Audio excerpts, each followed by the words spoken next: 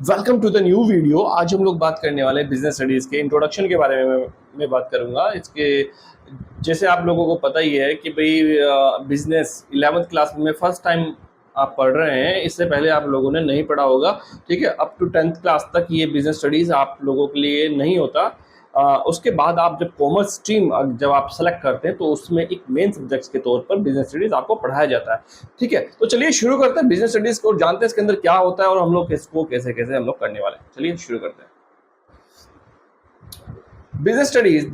देखिए यहाँ पे दो पार्ट में डिवाइड किया गया है बिजनेस स्टडीज को। पार्ट ए जिसमें फंडामेंटल ऑफ बिजनेसेस के बारे में बताया जाएगा, दूसरा है पार्ट बी जो कि आपका फिनेंस एंड ट्रेड के बारे में बताया जाएगा। अभी फंडामेंटल ऑफ बिजनेसेस क्या है, जो यहाँ पे इसका बेसिक है, वो कैसा होता है, क्या नेचर है, like that basics of business के बारे में आप लोगों को बताया जाएगा। बिजनेस के बारे में वैसे आप लोगों को ऑलरेडी पता, क्यों? क्योंकि ये बहुत ही प्रैक्टिकल सब्जेक्ट है और बिजनेस जो वर्ड है आप लोग बचपन से ही सुनते आ रहे हैं, ठीक है। तो चलिए, और लेकिन इसमें हम लोग थोड़ा सा अलग जानेंगे, इसको हम लोग थ्योरेटिकली हम लोग जानेंगे, प्रैक्टिकल चीजें भी हम लोग करेंगे, क्योंकि इसके अंदर केस स्टडीज आते हैं, वो इंपॉर्टेंट होते हैं। केस स्टडीज आपको सोल्व करने के लिए आप लोगों को उसकी थ्योरी उसको समझना पड़ेगा, उसकी लैंग्वेज समझनी पड़ेगी, ठीक है। ये नहीं है कि आप एग्जाम में क्वेश्चन आया और आपने अपनी लैंग्वेज में लिख दिया, ठीक है, लिख तो सकते हैं अपनी लैंग्वेज में, लेकिन आपको थोड़ी सी टेक्निक्स यूज करनी होंगी और थोड़े से चीज़ें आप लोगों को अलग करनी होंगी ताकि आपको मार्क्स और अच्छे आ सके। वो मैं आप लोगों को बताऊंगा कि किस तरह की वर्डिंग आपको कहना यूज करनी है, अपनी लैंग्वेज कहाँ यूज करनी है, बुक इस लैंग्वेज कहाँ यूज करनी है, पॉइंट कैसे बनाने हैं, केस स्टडीज कैसे सॉल्व करनी है, वो सारी चीजें मैं बताऊंगा, ठीक है। तो चलिए शुरू करते हैं। सबसे पहला फंडामेंटल ऑफ बिजनेस, इसके बारे में कि क्या क्या होता है, ठीक है। फंडामेंटल ऑफ बिजनेस के बारे में हम लोग बात कर रहे हैं यहाँ पे। Fundamental of business part A, fundamental of business. सबसे पहले जो अपने पास जो सामने आ रहा है, पहले हाईलाइटर ले लेता हूँ, ज्यादा अच्छा रहेगा, ये लीजिए। Nature and purpose of business, ठीक है। इसका नेचर क्या होता है, इस फर्स्ट चैप्टर में आप लोगों को देखने के लिए मिलेगा कि नेचर क्या है बिजनेस का एंड पर्पस क्या है, हम लोग क्यों करते हैं बिजनेस। एक्सप्लेनेशन क्या है, introduce the concept of business, it is the objective, कि बिजनेस को करने के क्या ऑब्जेक्टिव है, इकोनॉमिक है या सोशल है, ठीक है, यानी कि आप पैसे कमाना चाह रहे हैं या फिर आप कोई सोशल सर्विस आप देना चाह रहे हैं, वो सारी चीजें इसके अंदर आएंगी। एंड क्लासिफिकेशंस, ठीक है, याद रखिएगा क्लासिफिकेशंस, ठीक है। इसके क्लासिफिकेशंस क्या क्या है, it is also covered also business risk and the role of profit. अब यहाँ पर कलर चेंज करके मैं करता हूँ, एक मिनट रुकिएगा, ये देखिए बिजनेस रिस्क, ठीक है, business risk and the role of business. Business risk क्या होता है कि भाई अधिकतर 100 में से एक आदमी बिजनेस करता है, 99% जॉब करता है, ऐसा क्यों? वो सारी चीजें इसके अंदर है बिजनेस रिस्क, क्योंकि वो बिजनेस रिस्क नहीं लेना चाहते, ठीक है। दूसरा है रोल ऑफ प्रॉफिट, वो अगर आप बिजनेस कर रहे हैं तो आपको रिस्क के बारे में पता होगा कि अगर आप 100 रुपए लगा रहे हैं, 100 रुपए का जीरो भी हो सकता है और 100 रुपए के आपके 1 लाख रुपए भी हो सकते हैं, ठीक है। एग्जाम्पल दे रहा हूँ, ठीक है। The role of profit and risk, business risk दोनों ही है कि प्रॉफिट भी है रिस्क भी है, ठीक है।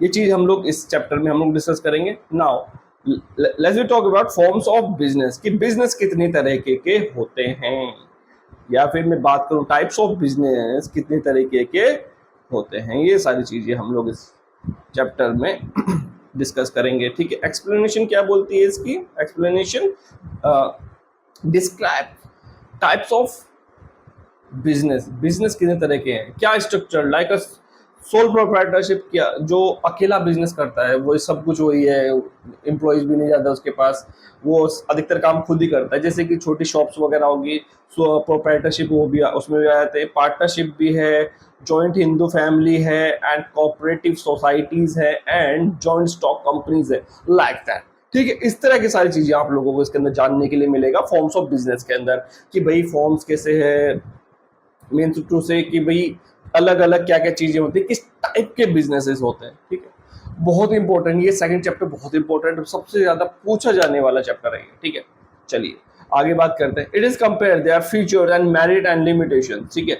अगर बिजनेस के डिफरेंस के बारे में अगर बात हो रही है तो उनमें डिफरेंशिएशन भी चीजें, कंपैरिजन, डिफरेंशिएशन एंड कंपैरिजन तो होगा ही कि उनके फीचर्स क्या हैं, मेरिट्स एंड लिमिटेशंस क्या क्या हैं, वो सारी चीजें हम लोग इस चैप्टर में कवर करने वाले हैं। ठीक है। नेक्स्ट थर्ड चैप्टर है highlight, yes, private, public and global enterprises. इसमें आप लोगों को जानने का मौका मिलेगा कि भाई इसके अंदर कि भाई प्राइवेट सेक्टर क्या होता है। आप लोगों ने कई बार सुना होगा प्राइवेट सेक्टर क्या पता, हो सकता है काफी बच्चों को ये चीज प्राइवेट सेक्टर के बारे में पता हो और पब्लिक सेक्टर में के बारे में पता हो, ठीक, अच्छी बात है, लेकिन थोड़ा डीपली नॉलेज आप लोगों को इसके बारे में मिले। ग्लोबल एंटरप्राइजेज जिसको हम लोग एमएनसीज भी हम लोग बोलते हैं, उनके बारे में जानने के लिए बोला कि हम लोग किसको एमएनसी बोलते हैं, किसको हम लोग प्राइवेट सेक्टर बोलते हैं, किसको हम लोग पब्लिक सेक्टर में हम लोग काउंट करते हैं, ठीक है। ऑल्सो इंक्लूड गवर्नमेंट कंपनीज, की गवर्नमेंट कंपनीज कौन सी होती हैं, statutory corporation and public private partnership, जिसको हम लोग ट्रिपल पी बोलते हैं, इंपॉर्टेंट है, ठीक है। ये सारी चीजें हम लोग डीपली डिस्कस करेंगे इन दिस चैप्टर, ठीक है। आप लोगों को मोटा मोटा पता लग रहा होगा कि 11 के बिजनेस में ये चीजें होती हैं, ठीक है। आगे बढ़ रहे, अभी भी हमारा पार्ट ए चल रहा है, पार्ट, ठीक है, हाईलाइटर ले लेता हूं, बिजनेस सर्विसेज। भाई बिजनेस करने के लिए, अब उसको सपोर्ट करने के लिए भी सर्विसेज होती हैं। Example, cover services support business operation like a banking, insurance, transportation, warehousing and communication. For example छोटे से मैं बात करता हूँ, अगर आप कोई बिजनेस कर रहे हैं तो आपको बैंक की भी सर्विस चाहिए होगी, इंश्योरेंस भी चाहिए होगा, जहां आप काम कर रहे हैं वहां तो चीजें इंश्योर्ड रहे। फैक्ट्री है तो फैक्ट्री में इंश्योरेंस की भी जरूरत पड़ती होगी, ट्रांसपोर्टेशन की सामान इधर से उधर ले जाने के लिए भी जरूरत पड़ती होगी, वेयर हाउसिंग जहां आपने प्रोडक्शन किया, प्रोडक्शन करने के बाद कहीं पर तो रखते होंगे, उसको रखने के लिए हम लोग वेयर हाउस का हम लोग यूज कर रहे हैं, तो उसकी भी सर्विस की हमें जरूरत पड़ती है।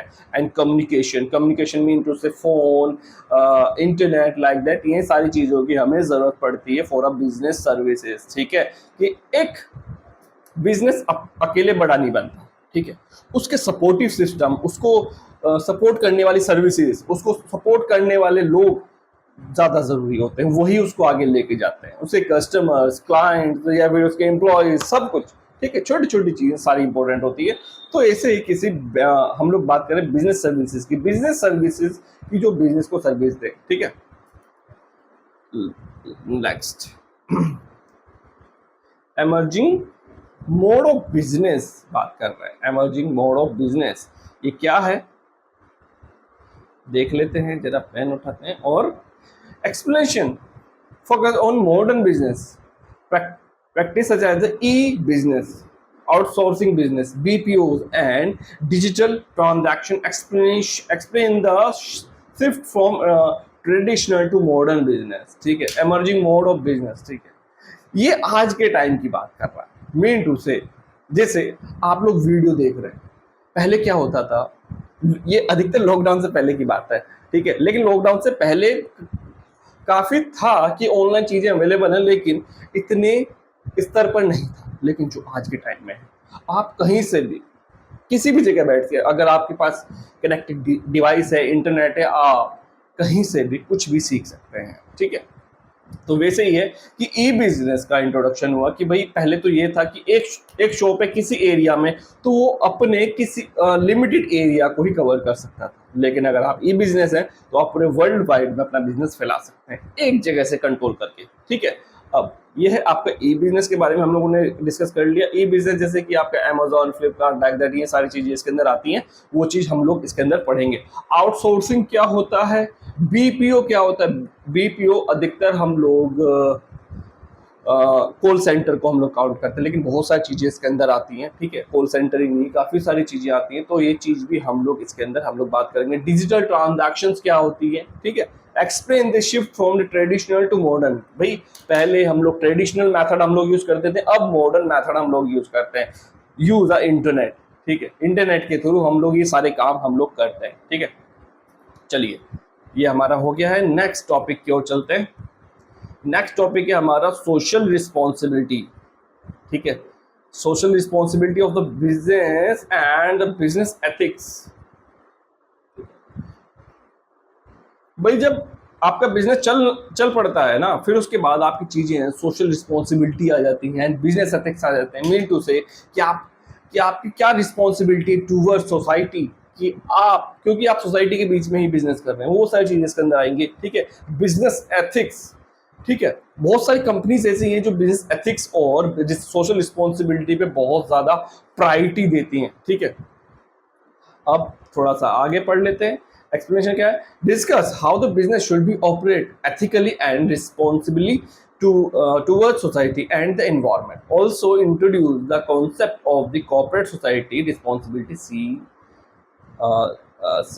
CSR. ठीक है, कॉर्पोरेट सोशल रिस्पॉन्सिबिलिटी। ठीक है, फॉर एग्जांपल अगर मैं बात करूं कि भाई कोई भी ऑर्गेनाइजेशन है, अगर कोई प्रोडक्ट सेल कर रही है तो वो एक रीजनेबल प्राइस पर हो, गुड क्वालिटी हो and availability in the market. ठीक है, बहुत सारी चीज़ें होती हैं इस चीज़ को लेकर के कि भाई आपका प्रोडक्ट तो बहुत अच्छा है लेकिन मार्केट में अवेलेबल ही नहीं है। दूसरा, हाई प्राइस पर है, तो ये सारी चीज़ें, हाई प्राइस है कि क्या प्राइस होना चाहिए, सोसाइटी को क्या करें, कैसे करें, ये सारी चीज़ें हम लोग social responsibility of business and business ethics chapter में हम लोग करने वाले हैं। ठीक है, तो चलिए फटाफट हम लोग आगे बढ़ते हैं। और इस चैप्टर को मैं आप लोगों को पहले बता दूं, बहुत अच्छा चैप्टर है, बहुत ही मजेदार चैप्टर है। इसको एग्जाम में इसमें से अधिकतर केस स्टडी इसमें से भी आता है। ठीक है, चलिए फ्रेंड्स आगे हम लोग आगे बढ़ते हैं। पार्ट बी के बारे में हम लोग बात कर रहे हैं। पार्ट बी, ठीक है, business, finance and trade. Business का पैसा, ट्रेड। चल, सोर्स ऑफ, हाईलाइट फिर तो सिलेक्ट करना पड़ेगा भाई। सोर्स ऑफ बिजनेस फाइनेंस, क्या बिजनेस के अंदर पैसा कहां से लेके आ सकते हैं? बहुत ही इंटरेस्टिंग क्वेश्चन है। अगर आप किसी से अगर आप बात करो यार तो बिजनेस क्यों नहीं करते, तो बोलता है पैसे ही नहीं। ठीक है, तो उसके लिए चैप्टर है। ठीक है, क्या है इसके अंदर, क्या बोला गया है? explain different source of from which business can be raised: fund owner, fund equity, retained earning and borrowed fund, loans, debentures, trade credit etc. कि आप बिजनेस के अंदर जो पैसे की रिक्वायरमेंट होती है वो कहाँ से जनरेट कर सकते हैं, कहाँ से लेके आ सकते हैं पैसा। ठीक है, वो सारी चीजें हमें बताएगा सोर्स ऑफ बिजनेस फाइनेंस से। ठीक है, नेक्स्ट आपको बताएगा स्मॉल बिजनेस क्या होते हैं। ठीक है, स्मॉल बिजनेस क्या होते हैं उसके बारे में आप लोगों को बताएगा नेक्स्ट चैप्टर में। Explain, describe the role and importance of small scale industries. ठीक है, उनका क्या रोल होता है कि भाई किसी भी इकोनॉमिक ग्रोथ में, किसी भी देश की इकोनॉमिक की ग्रोथ में कि क्या इंपॉर्टेंस है, वो सारी चीज़ें इस चैप्टर में आपको हमें देखने के लिए मिलेंगी, पढ़ने के लिए मिलेंगी। Their challenges and the support provide by the government. ठीक है, कि इन चैलेंजेस के लिए अगर आपको चैलेंजेस आ रहे हैं कोई बिजनेस खड़ा करने में, तो आपको गवर्नमेंट किस तरह से सपोर्ट करती है, क्या क्या चीज़ें आपको प्रोवाइड करती है गवर्नमेंट। ठीक है, किस तरह से आपको इजीली फिनेंस अवेलेबल करवाती है गवर्नमेंट। ठीक है, तो ये चीज़ हम लोग स्मॉल बिजनेस में हम लोग पढ़ने वाले हैं। चलिए next, internal trade. Internal trade के बारे में हम लोग बात करेंगे। इंटरनल ट्रेड क्या है? Cover trade with in country. ठीक है, इंटरनल ट्रेड कि हम लोग देश के अंदर ही हम लोग जो खरीद बेच करते हैं उसको हम लोग इंटरनल ट्रेड बोलते हैं। It is explain types of retail, small and large scale, wholesaler and service provide by retailers. ठीक है, ये सारी चीज़ें हम लोग इसके अंदर पढ़ेंगे कि जो हम लोग देश के अंदर ही अगर हम लोग खरीद बेच कर रहे हैं उसमें क्या क्या टाइप्स होते हैं, कौन कौन खरीद बेच करते हैं देश के अंदर ही। रिटेलर्स होते हैं जो हमारे आसपास की जो शॉप्स होगी, छोटे हो गए चाहे बड़े हो गए। ठीक है, होलसेलर्स भी इसके अंदर काउंट होते हैं। सर्विस प्रोवाइड बाय रिटेलर्स कि क्या क्या सर्विसेज वो लोग हमें देते हैं। ठीक है, अब ये लास्ट 2 चैप्टर्स हमारे बचे हुए, फटाफट से इनको देख लेते हैं। International business. अब इंटरनल बिजनेस के बारे में हम लोगों ने बात कर ली है, सो हम बात करेंगे इंटरनेशनल बिजनेस के बारे में। Introduce the concept of the global trade, यानी कि पूरे वर्ल्ड वाइड में जो भी हम लोग ग्लोबल ट्रेड करते हैं, इट इज अ बेनिफिट्स क्या क्या है, प्रॉब्लम क्या फेस करते हैं, मोड्स ऑफ एंट्रीज कि भाई किस तरीके से हम लोग इसके अंदर एंटर हम लोग कर सकते हैं, एक्सपोर्ट कर सके, जॉइंट वेंचर बना करके, फ्रेंचाइजीज एक्सेट्रा, ठीक है। एंड इंटरनेशनल ट्रेड इंस्टीट्यूशंस के बारे में बताएगा, जो कि एग्जांपल्स हैं WTO, IMF, ठीक है, एक्सेट्रा। ये सारी चीजें हम लोग इसके अंदर चैप्टर के अंदर पढ़ने वाले हैं, ठीक है। लास्ट, इसको मैंने चैप्टर बोला था, लेकिन मैं इसको चैप्टर की तरह लूँगा क्योंकि ये आपका प्रोजेक्ट का काम होगा, ठीक है।